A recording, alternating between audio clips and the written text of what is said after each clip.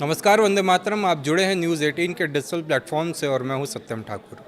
अयोध्या के राम मंदिर से जुड़े चढ़ावा चोरी के विवाद में एक बड़ी खबर सामने आई है, जहां ट्रस्ट के पूर्व महासचिव चंपत राय को क्लीन चिट मिल गई है। चंपत राय के साथ ट्रस्ट के सदस्य अनिल मिश्रा को भी क्लीन चिट मिली है। मामले की जांच कर रही एसआईटी से अपनी अंतिम रिपोर्ट शासन को सौंप दी थी। उसे श्री राम जन्मभूमि तीर्थ क्षेत्र ट्रस्ट को आगे की कार्रवाई के लिए सौंप दी गई है। सूत्रों के मुताबिक इस रिपोर्ट में चंपत राय और अनिल मिश्रा का नाम नहीं है। हालांकि सुप्रीम कोर्ट द्वारा गठित एसआईटी की जांच अभी भी चल रही है।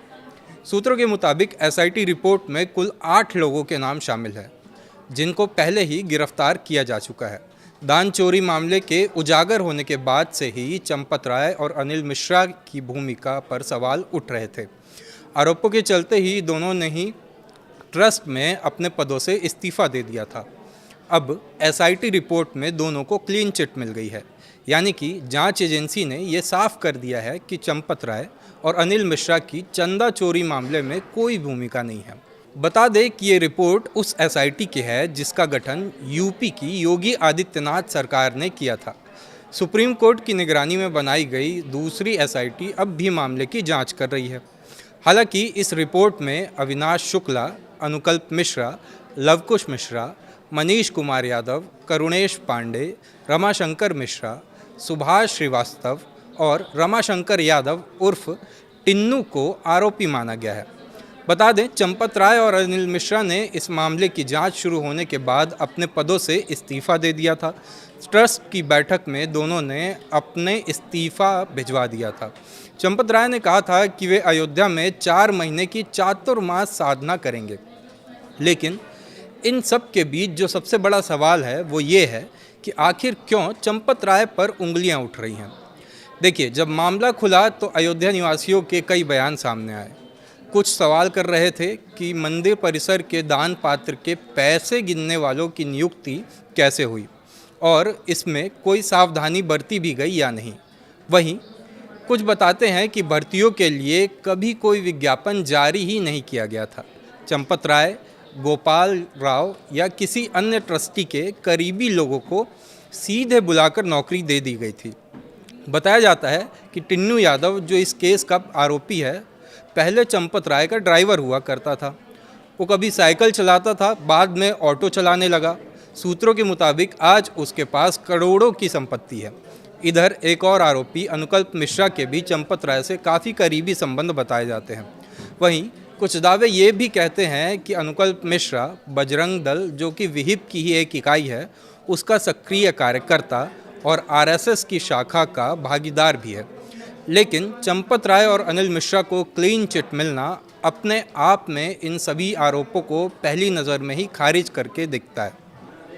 जहां तक बात है आरएसएस की, तो आरएसएस के शीर्ष नेतृत्व ने माना कि शुरुआती दौर में मंदिर ट्रस्ट के पदाधिकारियों, विशेषकर चंपत राय द्वारा तुरंत पुलिस में एफआईआर कराने के बजाय खुद के स्तर पर मामले को संभालने की कोशिश एक रणनीतिक भूल थी, जिससे विपक्ष को हमला करने का मौका मिला। अब जब बात विपक्ष की हो ही रही है, तो एसआईटी की इस रिपोर्ट को आगामी यूपी चुनावों से भी जोड़कर देखा जा रहा है, जहां हिंदू हितवादी भाजपा शासित प्रदेश में चंदा चोरी जैसा संगीन मामला लोगों की आस्था पर आघात तो करता ही है, साथ ही भाजपा के वोट बैंक पर भी इसका असर पड़ने के आसार हैं। ऐसे में योगी सरकार पर न सिर्फ लोगों की आस्था बरकरार रखने का जिम्मा है, बल्कि विपक्ष के हमलों से बचते हुए दोषियों को सजा दिलाकर रामलला के भक्तों का भरोसा भी जीतना है। इस बात को खुद सीएम योगी आदित्यनाथ भी जानते हैं कि इस मुद्दे को विपक्ष भुनाने का कोई मौका नहीं छोड़ेगा।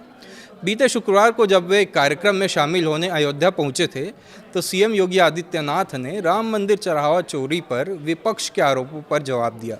योगी आदित्यनाथ ने कहा कि जिस अयोध्या में चढ़ावे की चर्चा वे करते हैं, वो मुद्दा क्या था।